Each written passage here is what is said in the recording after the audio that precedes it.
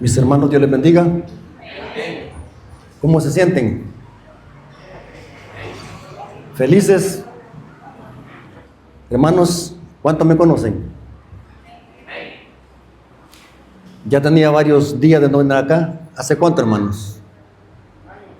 Hace un año, aproximadamente. Hermanos, quiero decirles que para mí es un privilegio estar aquí con ustedes. Espero que podamos disfrutar este estudio de la palabra de nuestro Dios y que también en la tarde podamos estar disfrutando del mensaje. Ok, a las 4:30 vamos a tener un seminario de salud y vamos a dar un segmento de preguntas y respuestas. Así que, hermanos, para mí es una gran felicidad estar aquí con ustedes. Espero que esta información que vamos a presentar en esta hora sea de bendición para nosotros y podamos crecer en conocimiento. Vamos a venir de rodillas para orar.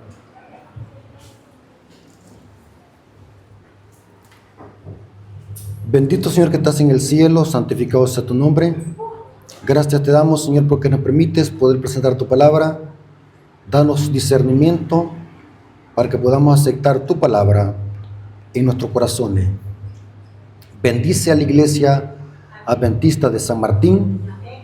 Bendice a tu pueblo, que podamos estar atentos a tu palabra, que podamos ser llenos de tu Espíritu Santo. Te lo suplicamos en el nombre de Jesús. Amén. Hermanos, ¿cuántos han traído su Biblia? Levanten la mano. ¿Para qué la ha traído? Ok, espero que no se vayan a dormir y puedan estar atentos al mensaje. Así que si les da sueño, tomen agua. Quiero que hagamos un estudio profundo del texto bíblico que leímos en la lectura bíblica. Pero para explicar ese texto, vamos a estudiar el contexto. Mateo 16, versículos 27 al 28. En esta hora de culto divino vamos a tener una clase sólida de profecía. Así que espero que esté atento, pueda concentrarse y puedan anotar esta información. Mateo 16, versículos 27 al 28, dice así: porque el Hijo del Hombre vendrá en gloria de su Padre con sus ángeles. ¿De qué evento se está hablando ahí? ¿De qué evento, hermanos? De la segunda venida. Y entonces pagará a cada uno conforme a sus obras. Y ahora noten lo que dice Jesús. Aquí Jesús está diciéndole esto a sus discípulos. De cierto os digo que hay algunos de los que están aquí que no gustarán la muerte hasta que hayan visto al Hijo del Hombre viniendo en su reino. Noten qué interesante la palabra que Cristo está diciendo a sus discípulos. De cierto os digo que hay algunos de los que están acá, de los que están aquí, en ese momento eran los discípulos, que no gustarán la muerte hasta que hayan visto al Hijo del Hombre viniendo en su reino. Pero aquí tenemos un tremendo problema, porque los discípulos ya murieron y Jesús aún no ha venido. Entonces Jesús les dijo una mentira a los discípulos. ¿Verdad que les dijo una mentira? ¿O será que esto significa otra cosa? Esto tiene su significado. Saben de que los escépticos y los ateos que buscan defectos en la Biblia usan esta clase de textos para decir de que la Biblia se contradice. Porque si nosotros leemos el texto, dice que Jesús les está diciendo a los discípulos: de cierto os digo que hay algunos de los que están aquí, en ese momento eran los discípulos, que no gustarán la muerte. Pero lastimosamente Pedro ya murió, Juan ya murió, los discípulos murieron. ¿Qué pasó entonces? La Biblia tiene la respuesta. Para que nosotros podamos entender un pasaje bíblico, ¿qué tenemos que hacer? Irle a preguntar al párroco y al sacristán de la Iglesia Católica. ¿Verdad que eso hacemos los adventistas? Cuando usted tiene una duda, ¿a quién le va a preguntar? ¿A quién hay que preguntarle? A Cristo, ¿a través de qué? De su palabra. ¿Y cuál es la clave para entender un pasaje bíblico? Siempre tome en cuenta el contexto. Porque un texto, si su contexto es un ¿qué? Es un pretexto. Para entender este pasaje es necesario leer el contexto. Cristo acá está hablando de su segunda venida. Y está diciendo que algunos de los que están allí en ese momento no gustarán la muerte. Para entender este pasaje es importante entender el contexto inmediato. ¿Dónde lo encontraríamos? En Mateo 17, versículos 1 al 3. Hermanos, ¿vamos bien hasta acá? ¿Van siguiéndome? Hay muchos hermanos que se conforman solamente con lo que dicen los predicadores y no leen la Biblia. Lean el texto bíblico. Mateo 17, versículos 1 al 4. ¿Lo tienen conmigo? Ok, leámoslo despacio. 6 días después, ¿después de qué? ¿Después de qué, hermano? Pero, ¿después de qué? ¿Qué es lo que había pasado antes? No. Cristo había conversado con sus discípulos. ¿Respecto a qué? A su venida. ¿Y qué es lo que había dicho? De cierto digo que hay algunos de los que están aquí no gustarán la muerte hasta que hayan visto al Hijo del Hombre viniendo en su reino. Ahora dice 6 días después, o sea que después de haber conversado con sus discípulos 6 días después, Jesús tomó a Pedro, a Jacobo y a Juan su hermano. ¿Cuántos discípulos? 3. Pero ¿por qué no tomó a los demás, sino que solamente tomó a 3? ¿A quién tomó? Jesús tomó a Pedro, a Jacobo y a Juan su hermano. Tomó a 3 discípulos y los llevó aparte a un monte alto y se transfiguró delante de ellos. Esta palabra transfiguró, si usted pucha allí en el diccionario Strong, es metamorfos, de donde se deriva la palabra metamorfosis. ¿Saben qué es una metamorfosis? Cambiar de un estado a otro. ¿Qué animales o qué insectos sufren una metamorfosis? Dígame uno. La mariposa. Primero es una ¿qué? Larva. Y después se convierte ¿qué? En una bella mariposa. A ese proceso se le llama metamorfosis. Cambiar de un estado a otro. Es la palabra que se está usando acá en el griego. Metamorfosis o metamorfos. Y Jesús se transfiguró delante de ellos. O sea, cambió de un estado ¿qué? A otro. Y resplandeció su rostro como el sol. Y sus vestidos se hicieron blancos como la luz. Y aquí se le aparecieron Moisés y Elías hablando con él. Entonces Pedro dijo a Jesús: Señor, bueno es para nosotros que estamos aquí. Si quieren, hagamos aquí 3 enramadas o 3 chozas. Una para ti, otra para Moisés y otra para Elías. ¿En qué estaban pensando los apóstoles? ¿En qué estaban pensando? En dormir. Hagamos tres chozas. Pero es interesante que cuando Jesús subió a este monte alto, se transfiguró. ¿Y cómo se transfiguró?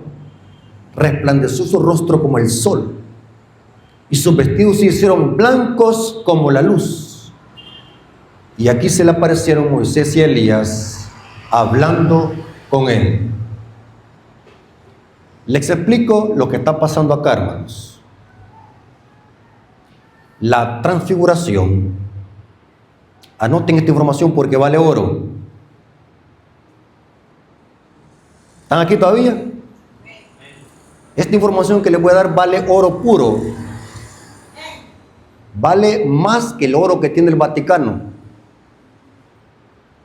¿Están aquí todavía? ¿Sigo? Les hago esa pregunta muy a menudo porque hay hermanos que se están durmiendo. Entonces quiero saber si están pendientes de la información que les estoy dando. ¿Sí? Van a disculpar que sea así directo, hermanos, pero hay hermanos que solamente les hace falta 3 lamacas. Por eso es que muy a menudo les digo yo esa palabra porque quiero llamar la atención. Hermanos, ¿están aquí todavía? Porque necesito llamar la atención. Porque yo creo que es injusto haber estudiado toda la semana y haber viajado desde Tecoluca hasta acá para que ustedes se vengan a dormir. ¿Verdad que es injusto? Así que valoren esta información porque esta información vale oro. Ok. La transfiguración es una representación en miniatura de la segunda venida de Cristo. Cuando los discípulos observaron esto, que fueron Pedro, Jacobo y Juan su hermano, estaban observando la venida de Cristo en miniatura. Y allí se cumplió: algunos de los que están aquí no morirán sin antes ver la venida del Hijo del Hombre en su reino. Se cumplió la promesa. Los 3 discípulos vieron la venida de Cristo en miniatura. Porque la transfiguración es una representación en miniatura. ¿Saben qué es miniatura, hermanos? Es como hacer una maqueta para representar algo grande. Entonces es bien importante que nosotros comprendamos ese punto. Allí quedó cumplida la promesa y Pedro, Jacobo y Juan pudieron observar la venida de Cristo en su reino, pero en miniatura, en el monte de la transfiguración. Porque dice el texto: y se lo llevó aparte a un monte alto. O sea que esta transfiguración se llevó a cabo en un monte alto. Noten estos detalles. Pero lo interesante es de que se le aparecieron quienes hablando con Cristo: Moisés y Elías. La pregunta es: ¿cómo supieron estos 3 discípulos que eran Moisés y Elías? Pedro, Jacobo y Juan nunca conocieron a Moisés y a Elías. Nunca lo conocieron físicamente. ¿Cómo es entonces que estos discípulos pudieron detectar que era Moisés y Elías?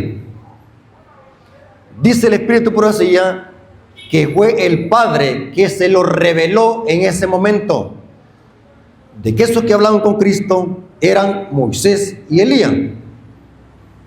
La pregunta es: ¿por qué se le pareció Moisés y Elías si hubieron en el pasado tantos hombres de Dios? José, Daniel, Ezequiel. Pero dice que se le apareció Moisés y Elías hablando con él. Ahora, hablemos un poco de Elías.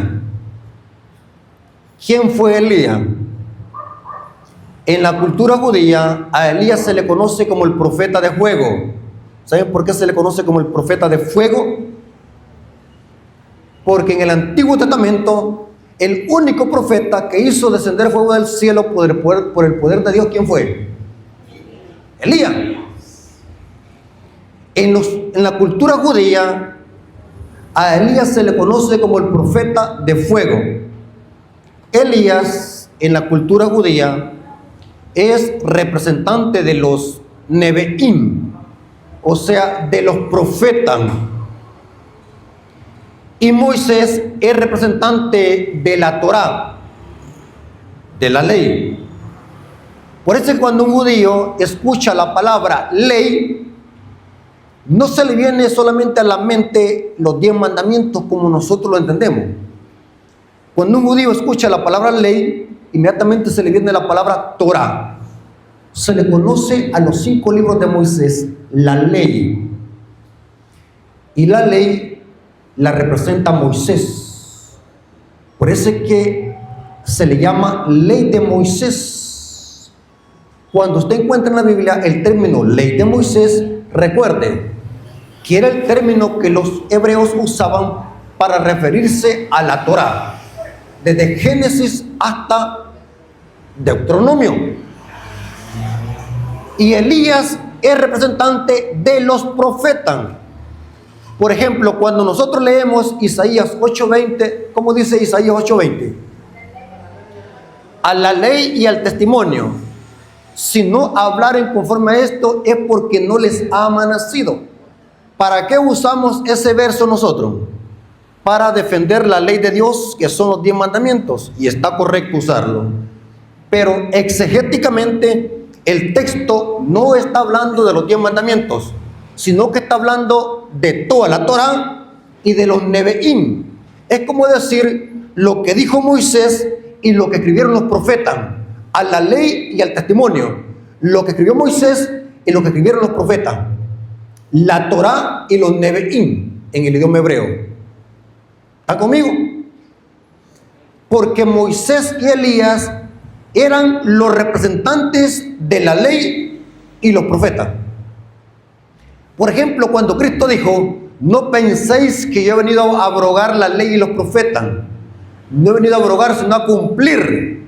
¿Saben que en el texto griego dice, yo no he venido a abrogar la Torá, ni los Nebeim, o sea, los profetas? Muy importante ese punto. Inclusive, en las sinagogas judías, habían 2 sillas. Una para Moisés y otra para Elías. Porque para los judíos eran bien importantes estos 2 hombres de Dios, Moisés y Elías. Inclusive, el Antiguo Testamento, ¿saben con qué profecía termina? ¿Cuál es el último profeta del Antiguo Testamento? Malaquías. ¿Saben cómo termina el libro de Malaquías? Habla de Moisés y Elías. Noten cómo dice Malaquías capítulo 4. Malaquías capítulo 4 dice lo siguiente, versículo 4 y 5. Malaquías capítulo 4, versículo 4 y 5. Acordaos de quién dice. Hermanos, ¿están leyendo conmigo? Acordaos de la ley de Moisés, mi siervo. ¿Qué es la ley de Moisés? Dije. ¿A qué se le llama ley de Moisés? A la Torá. Acordaos de la ley de Moisés, mi siervo, al cual encargué en Horeb ordenanzas y leyes para todo Israel. Ahora, noten el versículo 5 de quién habla. Y aquí yo os envío ¿a quién? Al profeta Elías, antes que venga el día de Jehová grande y terrible. Noten, se menciona a Moisés y a Elías. El último profeta canónico del Antiguo Testamento termina con esta profecía de recordar la ley de Moisés y enviar al profeta Elías antes que venga el día grande y terrible de Jehová. Ahora, ¿qué pasó con Elías? ¿Y quién era Elías? ¿Cuál fue la función y el ministerio de Elías en el Antiguo Testamento? Elías se levantó en un tiempo de gran apostasía, cuando Israel estaba adorando a Baal. Elías se levantó en un tiempo de gran apostasía, cuando el rey Acab de Israel fornicaba ¿con quién? Con una ramera llamada ¿quién? Jezabel, una prostituta llamada Jezabel. Esta prostituta llevó a Israel a la apostasía, al punto de que Israel llegó a adorar a Baal, el dios de las moscas y los escarabajos. Interesante, hermano. Y Dios levantó a Elías para denunciar esta apostasía. Y Elías fue un hombre de Dios que no tenía miedo de denunciar el pecado y la rebelión de esta coalición impía que existía entre Acab, Jezabel y los falsos profetas de Baal. Pero ¿qué pasó con Elías? La Biblia dice que después de que terminó su ministerio como profeta, fue llevado al cielo vivo. Segunda de Reyes 2:11 nos dice, Segunda de Reyes 2:11 dice acá la palabra de Dios. Y aconteció que yendo ellos y hablando, he aquí un carro de fuego con caballos de fuego apartó a los dos, o sea, a Elías y a Eliseo. Y Elías subió al cielo en un torbellino. O sea, ¿qué pasó con Elías? Elías no murió, fue llevado vivo. ¿En qué? Aquí dice, en un carro de fuego. Muy interesante este punto. Elías no murió. Ahora, Elena de White, en el libro Desato a la Gente, página 390, párrafo 2, nos explica lo que pasó en el monte de la transfiguración y por qué se apareció Moisés y Elías. Esta cita que les voy a leer nos explica de que Dios, a elegir a Moisés y a Elías para que conversaran con Cristo en la transfiguración, esto tenía un significado también tipológico, y era de que Elías representa a los hijos de Dios que van a estar vivos cuando Jesús venga por segunda vez, y van a ser trasladados sin ver la muerte al cielo, así como fue con Elías. Y Moisés representa a los hijos de Dios que están en los sepulcros, que van a ser resucitados cuando Jesús venga también por segunda vez. Por eso es que se aparecieron Moisés y Elías, porque estos grandes hombres de Dios representan algo, y representan a dos clases de justos que van a estar cuando Jesús venga por segunda vez: los vivos y los muertos. Los justos vivos, que Apocalipsis le llama los 144,000, y los justos muertos, que Pablo le llama los de la primera resurrección. Elías representa a los 144,000 y Moisés representa a los justos que van a ser resucitados cuando Jesús venga por segunda vez. Esto lo corrobora Elena de White en el libro Desato a la Gente, página 390, párrafo 2. Noten cómo dice: en el monte de la transfiguración, Moisés atestigua la victoria de Cristo sobre el pecado y la muerte. Representaba a aquellos que saldrán del sepulcro en la resurrección de los justos, y Elías, que había sido trasladado al cielo sin ver la muerte, representaba a aquellos que estarán viviendo en la tierra cuando venga Cristo por segunda vez. Dice la cita: la promesa que hizo el Salvador a los discípulos quedó cumplida. ¿Cuál promesa? De cierto os digo que algunos de los que están aquí no gustarán la muerte hasta que vean al Hijo del Hombre viniendo sobre las nubes del cielo en su reino. La promesa que hizo el Salvador a los discípulos quedó cumplida. Sobre el monte, el futuro reino de gloria fue representado en miniatura. Cristo el Rey, Moisés el representante de los santos resucitados y Elías de los que serán trasladados sin ver la muerte. En otras palabras, si nosotros somos fieles y perseveramos hasta el final y no pasamos por la muerte, vamos a ser como Elías trasladado. ¿Están conmigo, hermano? ¿Cómo se le llama a este grupo selecto que van a estar vivos cuando Jesús venga? Que no pasarán por la muerte. ¿Los ciento qué? Los 144,000. Y si morimos en Cristo, somos representados por Moisés. Los muertos en Cristo resucitarán primero. Hermanos, pero yo les quiero dar una pequeña información. Esta información también vale oro.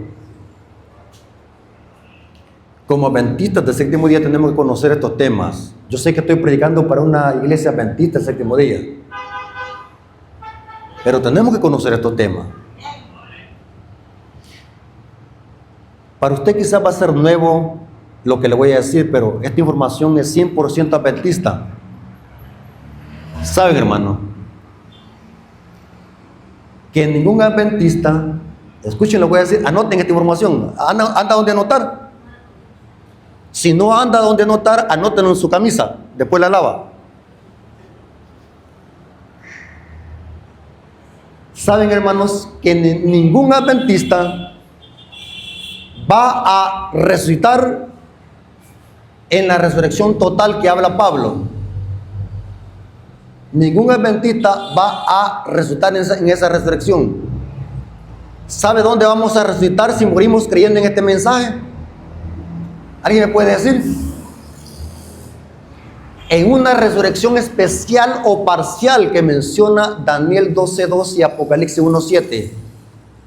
El NJ le llama la resurrección especial o parcial, que se va a llevar a cabo antes de que Jesús venga por segunda vez. O sea, los que van a resucitar en la primera resurrección total que habla Pablo son desde Abel hasta 1844. De 1844 hasta el cierre de la puerta de la gracia, los adventistas que mueran creyendo en este mensaje van a resucitar en una resurrección especial o parcial que se va a llevar a cabo entre cuando finalice la sexta plaga y comience la séptima plaga. Eso lo dice el conflicto de los siglos en el capítulo El mensaje final de Dios. Léanlo. ¿Verdad que para ustedes es nuevo? Usted me va a decir, hermano, yo nunca había escuchado eso. Pero yo le he dicho, hermanos, no lo hagan por mí, sino por la información que doy en mi canal. Suscríbanse. Ahí doy una gran información sobre esos temas. Una información que vale oro puro. ¿Saben que muchos saben que tengo un canal en YouTube donde subo toda esa información sólida? Hace poco anduve en Guatemala dando un seminario sobre profecía y le expliqué eso a los hermanos y un hermano me dice, hermano, yo tenía 40 años, estaba en la iglesia adventista y nunca había escuchado eso, me dice, y hoy estoy feliz porque esta verdad no la conocí. Si morimos creyendo en este mensaje de los 3 ángeles, vamos a resucitar en una resurrección especial o parcial que se va a llevar a cabo en la séptima plaga, antes de que Jesús venga por segunda vez. Volvamos al tema. Dice el Espíritu de profecía que en el monte de la transfiguración quedó cumplida la promesa. Saben de que el apóstol Pedro no comprendía lo que estaba pasando, después lo comprendió. Porque Pedro, igual como los otros 2 apóstoles, estaban pensando en dormir. Pero ahora vemos de que Pedro ahora entiende lo que estaba pasando en el monte de la transfiguración. Y Pedro ahora en su carta, segunda de Pedro, capítulo 1, versículos 16 al 18, nos explica, ahora Pedro comprende, de que lo que pasó en el monte de la transfiguración era una representación en miniatura de la segunda venida de Cristo. Segunda de Pedro, capítulo 1, versículos 16 al 18. ¿Lo tiene conmigo, hermanos? Noten cómo dice. Segunda de Pedro, capítulo 1, versículos 16 al 18. ¿Saben, hermanos, cuál es la clave para no dormirse en la iglesia? ¿Quieren que les dé un consejo? ¿Saben por qué nos dormimos en la iglesia? Voy a hacer este paréntesis. Me gusta hacer paréntesis, hermano. ¿Son buenos los paréntesis? Si que hagamos un paréntesis ahí. ¿Saben por qué las personas se duermen en la iglesia? Uno puede ser el predicador que es aburrido. ¿Han visto ustedes predicadores desde que se suben al púlpito empiezan a dormir a la gente? No tienen el don de enseñar, duermen a la gente. Ese puede ser el caso. Pero también la gente se puede dormir. ¿Saben por qué? Porque mucho comió para venir a la iglesia y su sangre se ha venido para el estómago de tan lleno que está. ¿Saben que por qué las mazacuatas se duermen? ¿De cuándo es que las mazacuatas se duermen? ¿Saben qué es una mazacuata? Las mazacuatas se duermen después de que se han comido un cocodrilo o un venado. Cuando están bien llenas, se duermen. Cuando se viene lleno, mucha comida a la iglesia, se vienen los hermanos a dormir. Otra causa por la cual un hermano puede dormirse en la iglesia, ¿saben cuál es, hermano? Durante la semana ha sido intemperante con el trabajo. Viene cansado. Viene matado. Y otra causa, ¿saben cuál es? Está débil de vitamina A y vitamina D en el cerebro. No se alimenta bien. Durante toda la semana solamente come ¿qué? Hot dog, hamburguesas y sopa Maruchan. Entonces cuando viene aquí a la iglesia viene debilucho. No tiene suficiente oxígeno en la sangre. Dice Elena de White que la comida chatarra atolondra el cerebro. No se están alimentando correctamente. ¿Y saben por qué otra cosa alguien se puede dormir en el templo? Falta de interés al tema. No le ponen interés. ¿Saben de que una vez un predicador estaba predicando un buen tema y un hermano estaba dormido? Y de repente el hermano se despertó, pero como sonámbulo, porque el predicador había dicho: hermanos, ¿cuántos se quieren ir con el diablo? Y el hermano sonámbulo dijo: yo me quiero ir. Porque el hermano no estaba concentrado en lo que estaba hablando el predicador. Peligroso, hermano. ¿Saben de qué es peligroso dormirse en los buses? Una vez me dormí en el bus, porque iba muy lejos a predicar, iba hasta Sonsonate, a Nahuelingo a predicar la primera vez. Me dormí en el bus. Y saben que vine a despertar ya cuando me había pasado ya más lejos.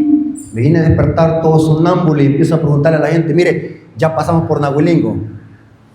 Rato que pasamos por Nahuelingo. Mire, es peligroso dormirse. El dormirse en los buses, eso es peligroso. Hasta le pueden robar. Bueno, que ya no roban, ¿va? Pero antes dormirse en los buses, eso era peligroso, hermanos. No se duerme en los buses. Tome agua, respire profundo. Cuando usted respira profundo, el oxígeno llega a su sangre y a su cerebro. La sangre llega al cerebro. Hermanos, ¿saben por qué otra cosa alguien se puede dormir en la iglesia? Y eso lo corrobora el Espíritu de Profecía. Porque puede ser un demonio que está operando en su vida. ¿Quieren que se lo demuestre con la Biblia? ¿Quieren que se lo demuestre? Mateo 13, 19. Ya vamos a volver al tema otra vez, hermano. Mateo 13:19. Esto es peligroso, hermanos. Esto hay que temerle. Mateo 13:19 dice así: cuando alguno oye la palabra del reino y no le entiende, viene el malo, ¿y qué pasa? Y arrebata lo que fue sembrado en su corazón. Este es el que fue sembrado junto al camino. Cuando nosotros nos dormimos a la hora de un tema que es importante para nuestra vida espiritual, es un demonio que está operando para que nos durmamos. Porque el diablo sabe de que si nosotros recibimos el mensaje en nuestros corazones, nos va a ayudar en nuestra vida espiritual. Entonces el diablo hace lo posible para que usted se duerma. Terrible, hermano. Y dice el Espíritu por así, algo largo hice este paréntesis. Y dice el Espíritu por así, de que el diablo, hermano, yo me quedo impactado. Por eso yo le digo a los hermanos: lean, hermanos, leamos. Hay que estudiar. Dice el Espíritu por así, que el diablo, oigan bien, puede hacer de que hasta un niño llore en la congregación para que los hermanos se distraigan y no capten el mensaje del predicador.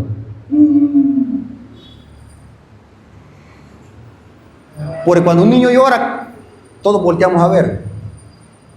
Y cuando un teléfono suena, volteamos a ver. Interesante, hermano. Y yo tengo un tema, hermano, donde hablo de la reverencia. Ojalá, hermano, que me inviten otra vez. Yo tengo un tema que hablo de la reverencia en la iglesia, hermano. Es terrible lo que dice el Espíritu, pero sí, yo me quedé hasta con escalofrío. De la reverencia en la iglesia. Hasta escalofrío me dio lo que dice ahí Elena de Guay. Entonces, ¿por qué he hecho este paréntesis? Porque para mí es importante, hermanos, que ustedes este mensaje lo comprendan. Ahora, volvamos al tema. Usted me va a decir: hermano Rafael Díaz, ¿por qué trajo este tema acá? En estas fechas la gente anda alborotada ¿en qué? ¿Anda alborotada en qué? En estas fechas, ¿qué se celebra? ¿El día de qué? De los difuntos. ¿Y el 31 de octubre qué se celebra? El día de Halloween. Hermanos, ¿cuántos de los que están aquí van a ir a coronar en la tarde?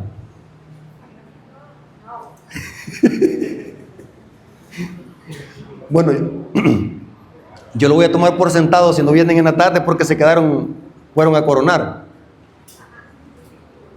Sí, mire cómo está la iglesia llena. Y en la tarde espero que estén así, todo. Porque en la tarde traigo una información sólida. Buena información traigo. Otra pregunta: ¿cuántos de los que están aquí celebran Halloween? ¿Cuántos cristianos le dan importancia a Halloween? Quizás aquí no, hermanos, pero en otros países adventistas que son liberales no le ven nada de malo a eso. Disfrazarse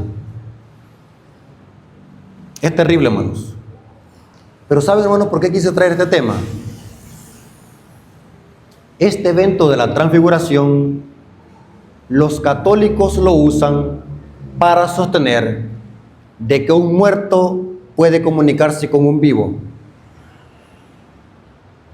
Ellos dicen de que Moisés es un muerto que estaba platicando con Jesús. Y usan este ejemplo de la transfiguración. Este texto es usado para defender la teoría de la inmortalidad del alma. La pregunta es: ¿será cierto que fue un fantasma que se apareció hablando con Cristo? ¿Qué dicen ustedes? Bueno, leamos la lectura bíblica otra vez. ¿Qué dice la lectura bíblica? Y aquí se le aparecieron los fantasmas de Moisés y Elías. Dice así. Hermanos, ¿están aquí? El texto dice, como dice, y aquí se le aparecieron Moisés y Elías. No dice el alma de Moisés, no dice el espíritu de Moisés, no dice tampoco que era un alma desencarnada. El texto literalmente, ¿cómo dice? Moisés y Elías. Hablemos un poco de Moisés. ¿Sabe, hermanos, que la Biblia condena que nosotros nos comuniquemos con los muertos? La Biblia condena todo tipo de espiritismo o comunicación con los difuntos. ¿Por qué razón? Porque los muertos nada saben. Y si se aparece un fantasma o un supuesto difunto, ¿quién? ¿Quién, hermano? Saben, hermanos, que yo antes de conocer el mensaje adventista, yo era católico, pero medio católico. Y me daba miedo pasar por los cementerios. Porque yo creía de que los muertos salen en la noche. ¿Saben de qué hay gente este día? Hacen ayote y miel. ¿Saben qué es ayote y miel? Calabaza. Y van a dejarle al panteón a los difuntos porque según ellos en la noche van a salir ¿qué? A comer. Pero ¿saben quiénes son los que se comen eso? Los vivos. Yo tenía miedo de pasar por un cementerio. Inclusive cuando veía las películas de terror, porque antes me gustaban las películas de terror, no podía dormir. Mire cómo es uno de absurdo. Se pone a ver las películas de terror y después no quiere salir al baño en la noche.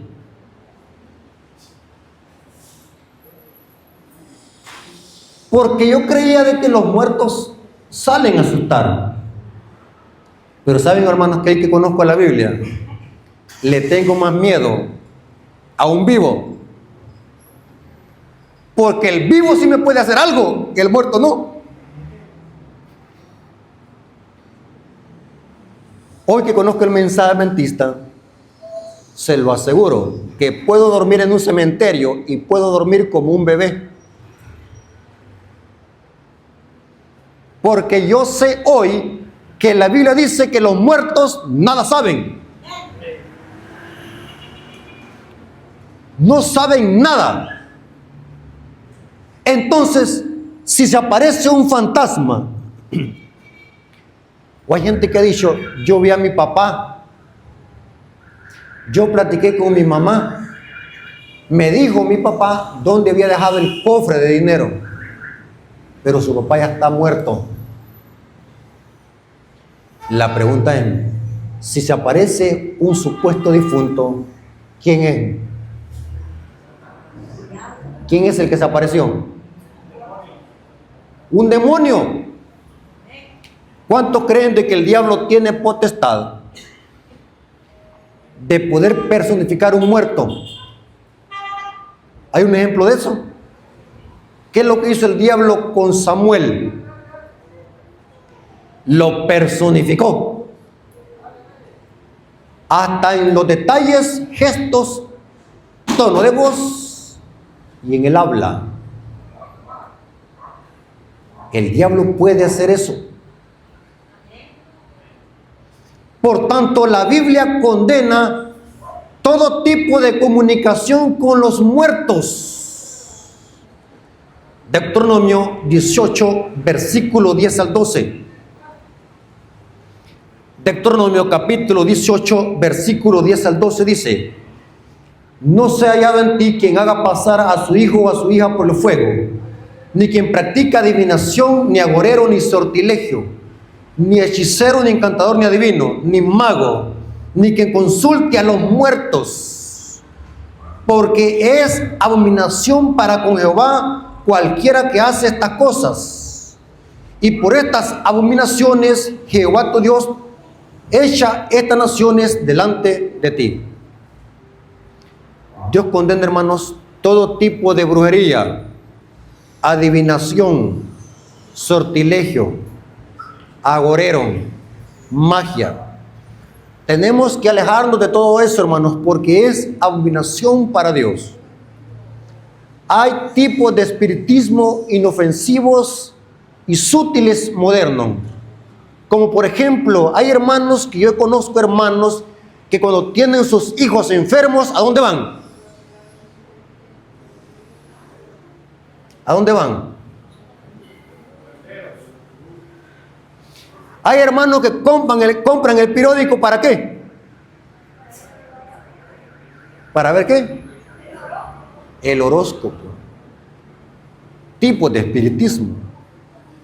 Bueno, ese es otro tema también, hermano. Tengo otro tema que hablo del espiritismo moderno. Saben de que nosotros estamos siendo bombardeados por espiritismo y ni nos damos cuenta. Nuestros hijos están siendo bombardeados por el espiritismo. Y el diablo es un enemigo astuto. Sabe que todas las películas de Walt Disney contienen espiritismo. ¿Sabía usted de eso? ¿Verdad que no? Bien bonito el ratoncito ahí, Mickey Mouse,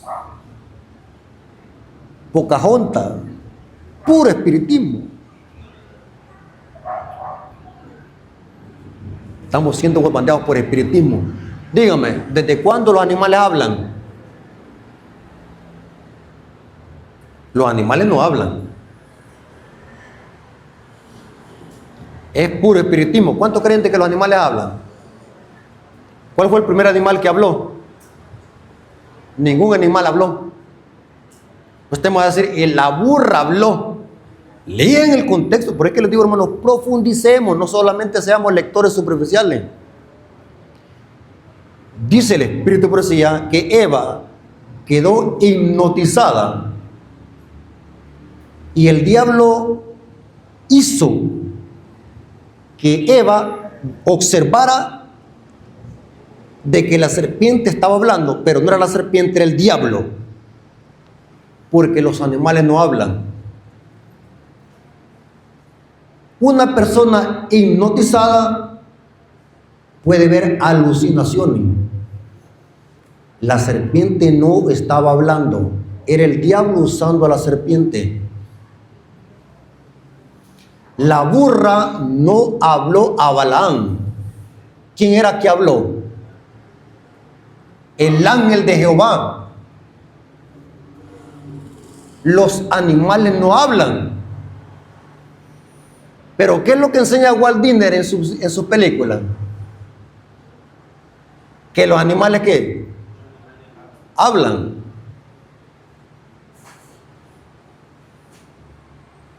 Espiritismo, Dios condena el espiritismo. Aquí vemos, ni quien consulte a los muertos. Por tanto, es imposible de que era el cadáver de Moisés o el espíritu de Moisés hablando con Cristo. Era imposible, porque Dios condena que consultemos a los muertos o que hablemos con los muertos, porque no será el muerto, sino que será el demonio que usará un disfraz. La pregunta es, ¿puede un difunto salir del sepulcro para comunicarse con los vivos? ¿Qué dicen ustedes? Noten cómo dice Job capítulo 7, versículos 8 al 10. Job capítulo 7, versículos 8 al 10. ¿Lo tienen conmigo? Los ojos de los que me ven no me verán más. Fijarás en mí tus ojos y dejaré de ser. Como la nube se desvanece y se va, así el que desciende al Seol En el hebreo, Seol es sepulcro. Así el que desciende al Seol no subirá, no volverá más a su casa, ni su lugar le conocerá más. Si aparece un difunto, entre comillas, supuesto difunto, en su hogar, ¿quién es? ¿Quién es, hermano? Es el diablo. Es el diablo, hermanos. Y preparémonos, hermanos, porque el Espíritu por eso ya dice que este va a ser uno de los engaños satánicos más potentes. El diablo va a personificar a los muertos, va a personificar a los santos apóstoles y le va a decir a la gente que trae un mensaje del cielo, porque Dios ha cambiado el sábado al domingo. Los demonios van a personificar a seres queridos y muchos van a tener que tratar con estos engaños satánicos. Y el engaño va a ser tan potente que va a ser difícil detectarlo a menos que conozcamos las escrituras. Imaginémonos de que el demonio pueda disfrazarse de un padre que se murió y que el demonio hable igual como su papá, le hable, haga los mismos gestos, el mismo tono de voz, y usted se quede impactado. Va a ser potente el engaño. Usted va a decir, hay dos cosas, ¿será este mi papá? Pero me está hablando igual cuando estaba vivo, me dice las mismas cosas, la misma voz, los mismos rasgos. Pero los hijos de Dios, que van a decir, este es Satanás. A la ley y al testimonio, si no hablaren conforme a esto, porque no les ha amanecido. Noten cómo dice Salmo 115, versículo 17 al 18. Salmo 115, versículo 17 al 18 dice: no alabarán los muertos a Jah. Esta palabra Jah es el nombre abreviado de Jehová o Yahweh. Cuando usted lea la palabra Jah, es la abreviatura de Yahweh o Jehová. No alabarán los muertos a Jah, ni cuantos descienden al silencio. Pero nosotros, ¿quiénes somos nosotros? Los que estamos vivos. Pero nosotros bendeciremos a Jah desde ahora y para siempre. Aleluya. ¿Cuántos dicen amén, hermano? Los muertos no pueden alabar a Jah porque están inconscientes. Nosotros sí podemos alabar a Jehová. Y por eso, hermano, yo lo he dicho, suena algo tajante lo que voy a decir. Aunque usted le haga 1000 novenarios y 1000 cabos de años a un difunto, ya no le puede ayudar para la salvación. ¿Saben de que los seres humanos somos tan hipócritas? Cuando nuestros padres están vivos, los menospreciamos, nos burlamos de ellos, somos maleducados y desobedientes. Y cuando ya se mueren los padres, ¿qué es lo que hacemos? Gran pompa, gran novenario, gran misa. Pura hipocresía. Eso de nada sirve. Y dice el salmista, pero nosotros bendeciremos a Jah. Nosotros que estamos vivos, sí podemos nosotros adorar a Dios. Un muerto no sabe nada. ¿Estamos de acuerdo? Eclesiastés 9:5 dice lo siguiente. Eclesiastés 9:5 dice así: porque los que viven saben que han de morir, pero los muertos nada saben. ¿Están conmigo? Los muertos nada saben, ni tienen más paga, porque su memoria es puesta ¿qué? En el olvido. Los muertos no saben nada. Es muy importante ese punto. Ahora, teniendo en cuenta esto, volvamos al tema de Moisés. Estamos de acuerdo que Elías fue traspuesto vivo al cielo. Por tanto, no podemos pensar de que era el alma de Elías o el espíritu de Elías.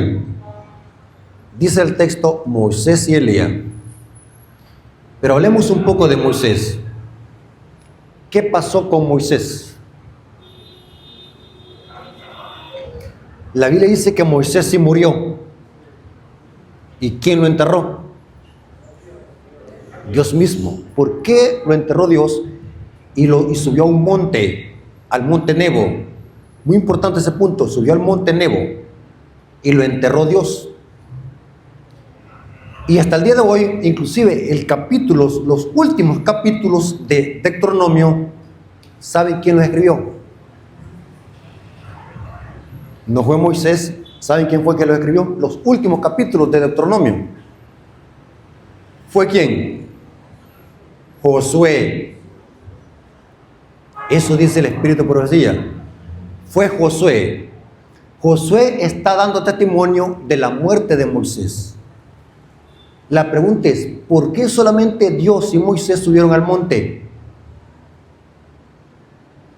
Porque dice el Espíritu de Profecía que estaba evitando que el pueblo de Israel lo idolatrara. Y hasta el día de hoy no se conoce el sepulcro para evitar la idolatría. Pero Moisés murió. Eso dice Deuteronomio capítulo 34, versículos 5 al 8. Deuteronomio capítulo 34, versículos 5 al 8. Y murió allí Moisés, siervo de Jehová. O sea que Moisés sí murió.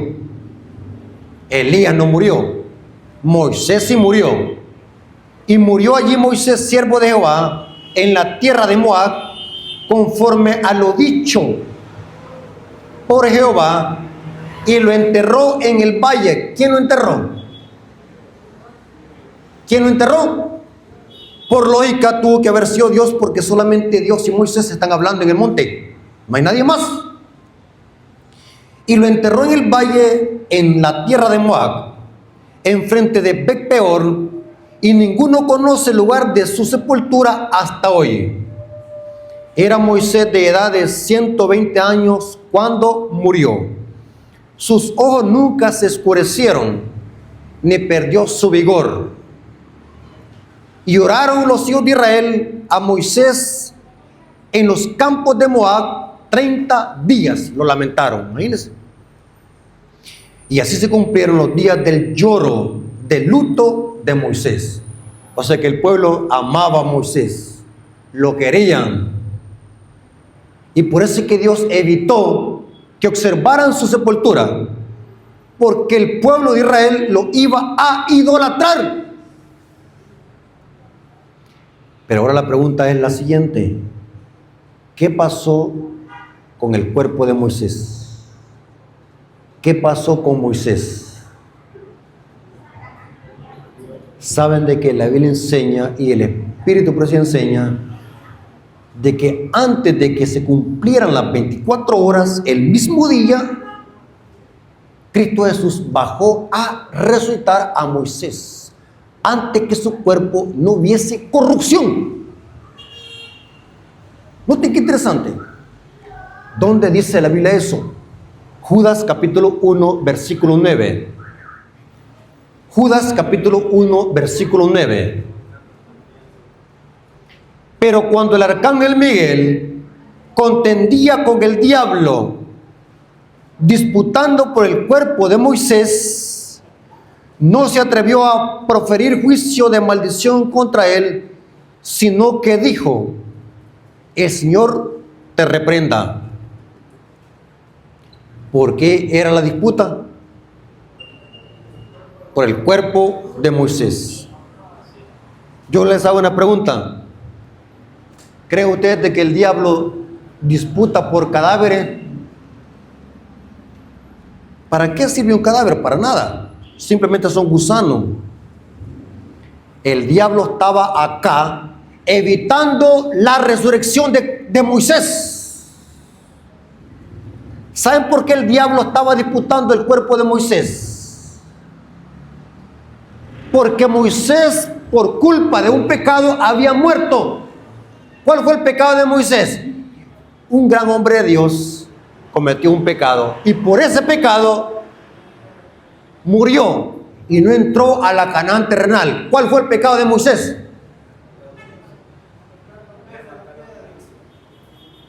Eso fue un pecado, pero eso fue antes de su conversión. Pero el pecado por el cual se le prohibió a Moisés la entrada a la Canaán y que por eso murió fue por haberle pegado a la peña 2 veces. Y este es otro tema, hermano. Mire, yo quisiera, hermano, porque como estoy predicando se me viene otro tema, se me viene otro tema, se me viene otro tema. O sea, mi mente así es como una computadora. ¿Saben, hermano? Si usted lee en la Biblia, Dios le había dicho a Moisés: golpea la peña una vez y saldrá agua de la roca. ¿A quién simbolizaba esa roca? Pablo dice, ¿y la roca qué? Era Cristo. 1 Corintios 10. Interesante. La segunda vez, Dios le dice a Moisés: Moisés, solamente háblale a la roca, no le vayas a pegar, no le vayas a golpear, solamente háblale. Porque ya antes le había dado un golpe en la primera vez. Y Moisés no hizo caso. Le pegó 2 veces a la peña. ¿Y saben por qué Dios condenó eso en Moisés? Usted me va a decir, pero eso es bien simple. Yo no le veo ningún pecado golpear una piedra. Por eso es que hay que profundizar en la Biblia. Hay que profundizar y meterlos más profundo. Cuando Moisés le pegó la primera vez, una vez a la roca, representaba de que Cristo solamente una vez iba a morir. Y la segunda vez tenía que solamente hablarle. ¿Qué es lo que hacemos hoy nosotros? Pedir y se os dará. Ya no necesitamos otro sacrificio porque Cristo murió una sola vez. Cuando Moisés le pegó 2 veces a la roca, estaba rompiéndose el símbolo. Y Dios no podía disculpar eso. Y por ese pecado Moisés murió, por haber desobedecido. Y no tan siquiera solamente eso, sino que Moisés dijo: os haré sacar agua de la roca. Se exaltó a sí mismo. Por ese pecado no entró. Y saben, hermanos, que el diablo, esta es una evidencia, hermanos. Hermanos, ¿ya están aburridos? Si gusta, terminamos hasta acá. Me dicen, hermano, fíjense que aquí estamos acostumbrados a tener sermones de 15 minutos live. No sé qué les digo a los hermanos, cuando vayan a invitar al hermano Rafael, ya saben cómo predica el hermano Rafael, porque los míos son clases y estudios profundos de la Biblia. Yo no vengo a sermonearlos, vengo a enseñarles pura Biblia. Es evidente que es el don que Dios me ha dado y lo comparto con ustedes. Esta es una evidencia de que el diablo no puede leer nuestros pensamientos. ¿Quién es el único que puede leer nuestra mente? Es Dios. El diablo no sabía de que Moisés se había arrepentido. Y el diablo estaba reclamando: no es digno de que Moisés resucite y se vaya para el cielo. Ese es un pecador, no merece. Pero Moisés ya se había arrepentido de corazón. Y Cristo bajó ese mismo día. Mire qué interesante. Ese mismo día, antes de que Moisés, el cuerpo de Moisés no criara gusanos y hediera, antes de que su cuerpo se corrompiera, Cristo bajó y lo resucitó. Esto lo corrobora Judas capítulo 1 versículo 9.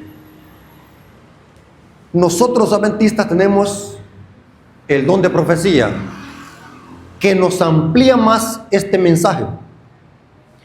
Desato a la gente, página 390, párrafo 1. Moisés pasó bajo el dominio de la muerte, pero no permaneció en la tumba. Cristo mismo lo devolvió a la vida. Satanás, el tentador, habría pretendido el cuerpo de Moisés por causa de su pecado, pero Cristo el Salvador lo sacó del sepulcro.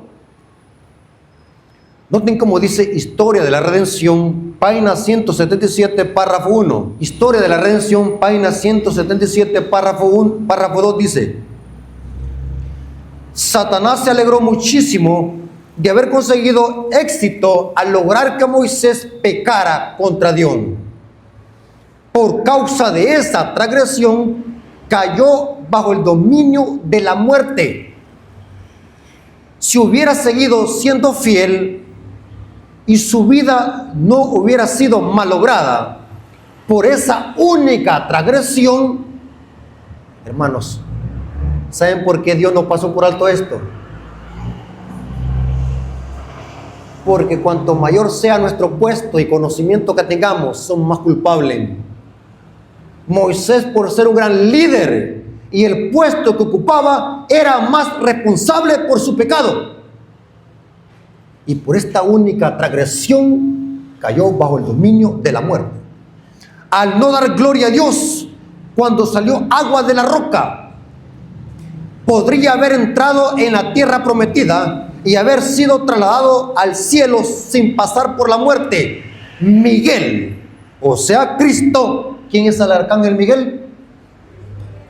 Cristo. Miguel, o sea Cristo, y los ángeles sepultaron a Moisés, descendieron del cielo después que permaneció en la tumba por algún tiempo y lo resucitaron para llevarlo al cielo. Primeros Escritos dice que fue antes de que su cuerpo viese corrupción. Primeros Escritos, página 164, párrafo 1. Moisés pasó por la muerte, pero Miguel bajó y le dio vida antes que su cuerpo viese corrupción. ¿Cuándo es que un cuerpo empieza a ver corrupción? Cuando empiezan a pasar 24 horas, empieza a heder y a descomponerse el cuerpo. O sea que Moisés fue resucitado el mismo día, antes que su cuerpo viese corrupción. Satanás trató de retener ese cuerpo, reclamándolo como suyo, pero Miguel resucitó a Moisés y lo llevó ¿a dónde? Al cielo. ¿Saben, hermano, que por mucho tiempo yo me preguntaba por qué Cristo no lo dijo, no maldijo al diablo,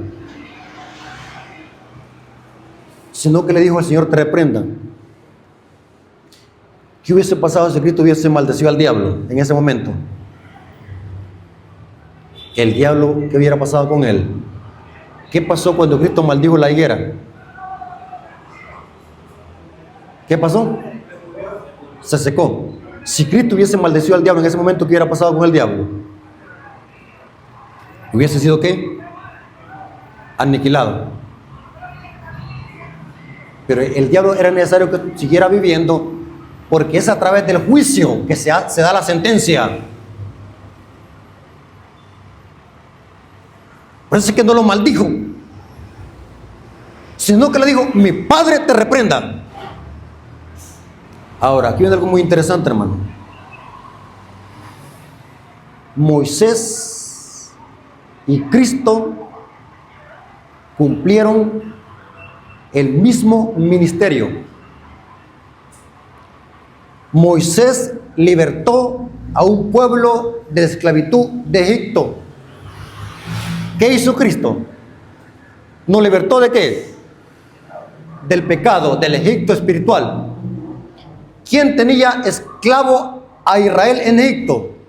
Faraón, que en Ezequiel 23 se le llama el gran dragón. ¿Quién nos tenía esclavizado en el pecado? Apocalipsis, ¿cómo le llama? El diablo, ¿el gran qué? El gran dragón. Israel estaba en Egipto. ¿Qué representa Egipto hoy? El mundo. ¿De dónde salimos nosotros? Del mundo. ¿Están conmigo? Cristo, después de libertar a su pueblo en la cruz y morir como cordero, fue sepultado. ¿Y qué pasó con Cristo después de que fue sepultado?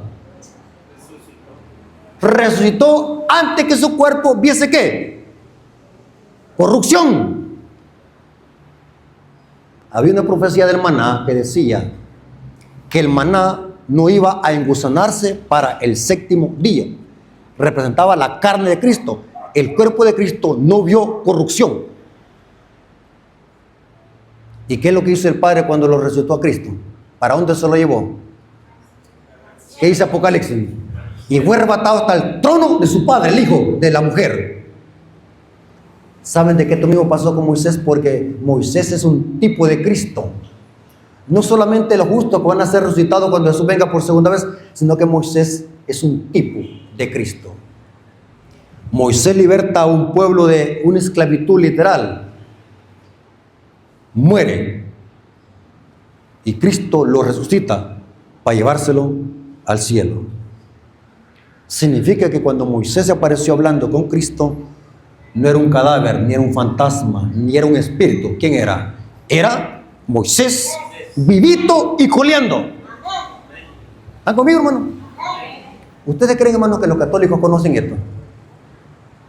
¿Usted cree que un católico le va a poder dar un estudio bíblico así como lo acabo de dar yo? Ni sabe qué es eso. ¿Ustedes creen que un protestante puede dar un estudio bíblico así como lo hemos dado hoy? Porque este conocimiento Dios se lo ha dado solamente ¿a quién?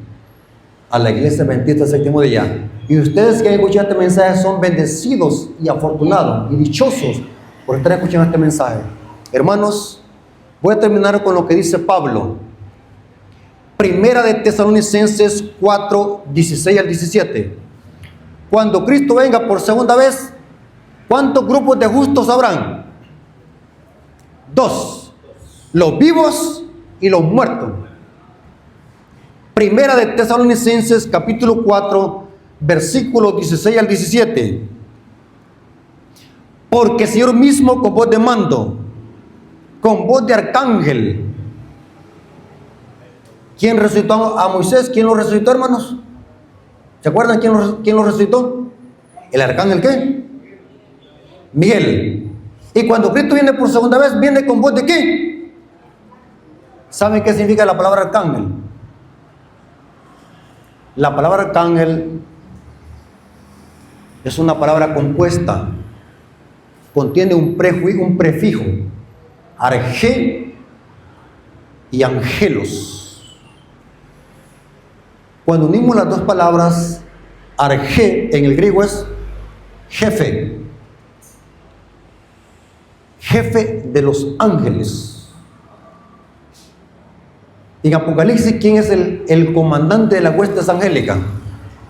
Miguel, que lucha contra quién? Contra el dragón. Aquí Cristo cuando viene por segunda vez viene con voz de arcángel. En efecto, ¿saben qué significa Miguel en hebreo? En inglés es Michael. Miguel en hebreo también es otra palabra compuesta. Mica, él. En el hebreo es una pregunta desafiante. ¿Quién es como Dios? Es una pregunta desafiante. Él en el hebreo es Dios. Por eso es que a los profetas se les ponía Ezequiel, él, terminaban con él. Daniel. ¿Sabe qué significa la palabra Daniel? Dan es juez y él es Dios. Significa Dios es mi juez. En efecto, en el libro de Daniel encontramos el juicio. Miguel, ¿quién es como Dios? Pregunto, ¿quién es el único que es igual a Dios? Es Cristo. Noten, porque el Señor mismo con voz de mando, con voz de arcángel y con trompeta de Dios descenderá al cielo y los muertos en Cristo resucitarán primero. Aquí está representado Moisés. Los muertos en Cristo resucitarán primero. ¿Para qué vamos a ser resucitados si morimos? ¿Para ser llevados a dónde? Al cielo. En la casa de mi Padre muchas moradas hay. Note que casualidad. Mire cómo la Biblia tiene una perfecta armonía cuando lo estudiamos con disciplina.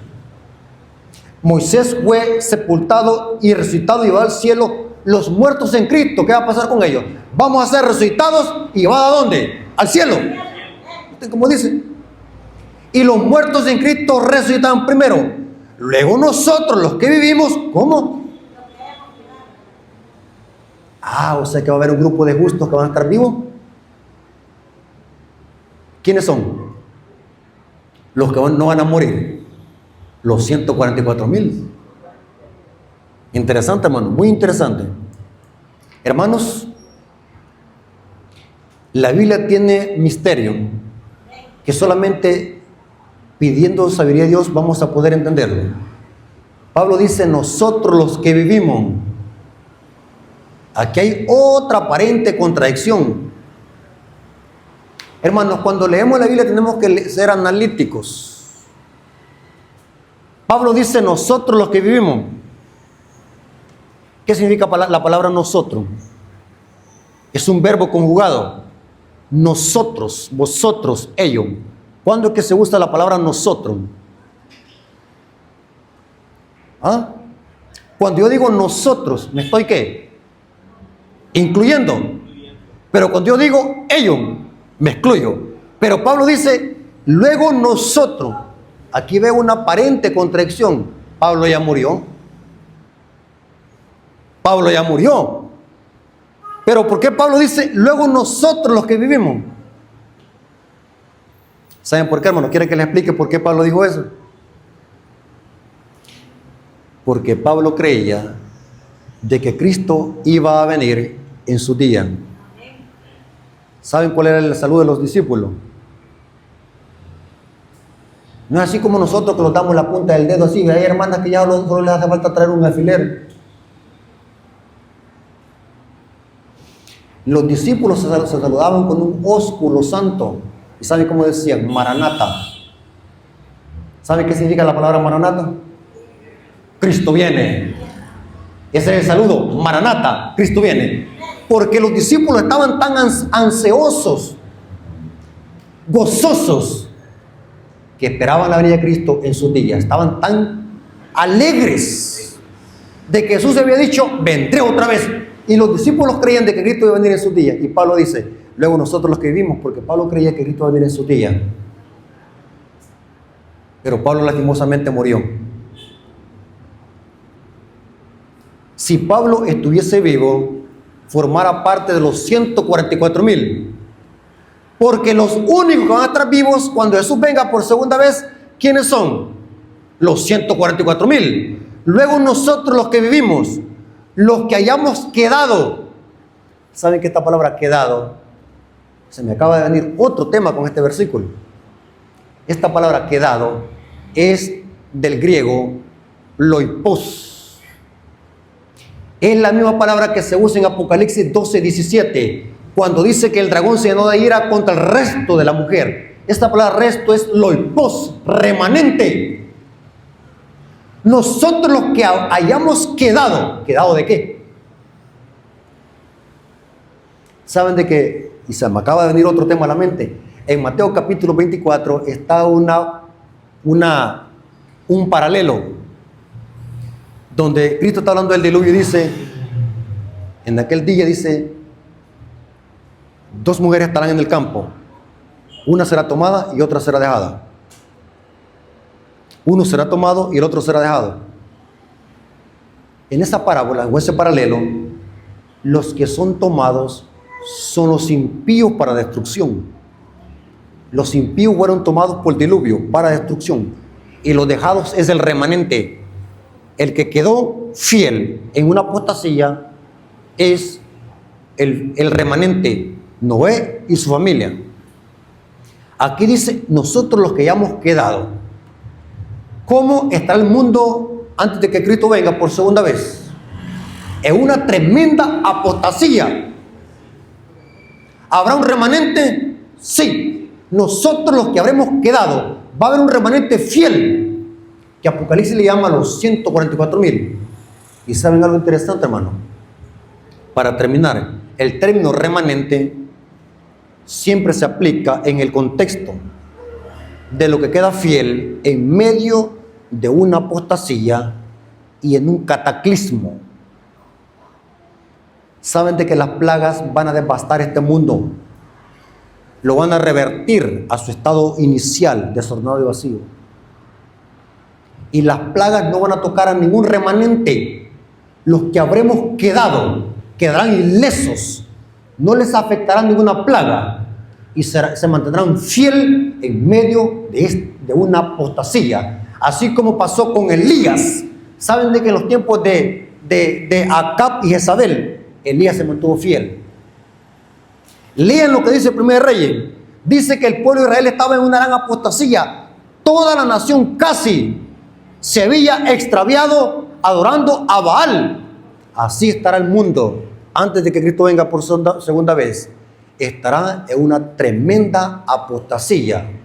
Estarán pisoteando la ley de Dios y habrá un remanente. Nosotros los que hayamos quedado seremos arrebatados juntamente con ellos en las nubes. Esto mismo pasó con Elías, para recibir al Señor en el aire, y así estaremos siempre con el Señor. Hermanos, espero que este estudio les haya servido y que no solamente quede en nuestra mente para que seamos peces gordos, sino que también podamos nosotros vivir en armonía con este mensaje y podamos consagrar nuestra vida. Porque nada sirve, hermanos, que nosotros nos empapemos de conocimiento si seguimos viviendo la misma vida corrupta que tenemos. De nada sirve, hermanos, que nosotros conozcamos estos mensajes y nos perdamos. El objetivo de este mensaje es que nosotros formemos parte de eso que representan a Moisés o de eso que representan a Elías. Si somos fieles, vamos a ser representados por Elías y Moisés. Hermanos, Dios les bendiga y que la honra y la gloria haya sido para nuestro Dios. Amén. Hermanos, ¿cuántos aprendieron de este mensaje? Ok, hermanos, para mí ha sido un privilegio estar aquí con ustedes. Saben de que estos temas son una bendición. Así que espero que podamos formar parte de estos grupos, de los justos muertos o los justos vivos. Hermanos, vamos a orar para darle gracias a Dios por esta clase que hemos tenido, viniendo de rodillas. Oremos. Bendito Señor que estás en el cielo, santificado sea tu nombre. Gracias porque nos permites y nos has permitido escuchar tu palabra. Bendice a tu pueblo, bendice a tus hijos. Despido de este lugar, pero no de tu presencia. Que siempre tus santos ángeles anden con nosotros y que nos ayudes a perseverar hasta el fin. Gracias, Señor, por tu palabra. Gracias por este mensaje. Te lo agradecemos en el nombre de Jesús. Amén. Ok, hermanos, Dios me los bendiga.